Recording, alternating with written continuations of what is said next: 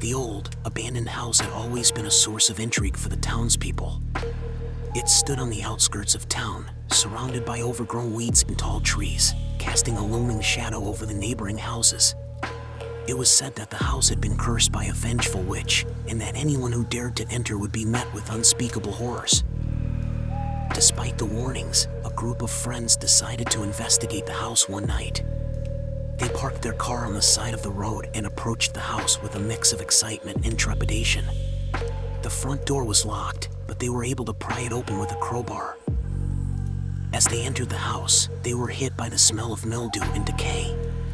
The walls were covered in peeling wallpaper, and cobwebs hung from the ceiling. It was clear that no one had lived in the house for years. They made their way through the first floor, searching for anything that might provide clues to the rumored curse. They found nothing of note, but as they ascended the stairs to the second floor, they began to hear strange noises.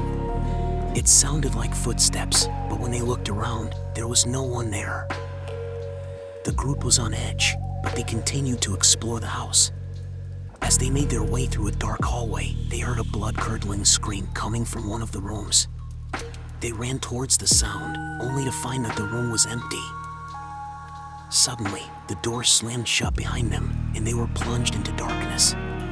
They fumbled for their flashlights, but they wouldn't turn on. They were trapped in the room with no way out.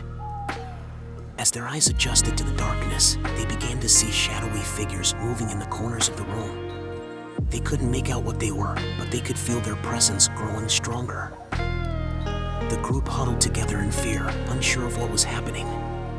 Suddenly, they heard a voice whispering in their ears, telling them to leave the house and never return.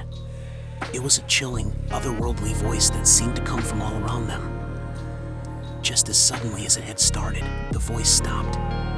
The group waited in silence for several minutes, until they finally worked up the courage to try the door again. To their surprise, it opened easily, and they ran out of the house as fast as they could. As they drove away, they could still hear the whispering voice in their heads, warning them never to return. The group never spoke of the incident again, but the memory of that night stayed with them for the rest of their lives. They knew that they had come face to face with something truly evil, and that they were lucky to have made it out alive.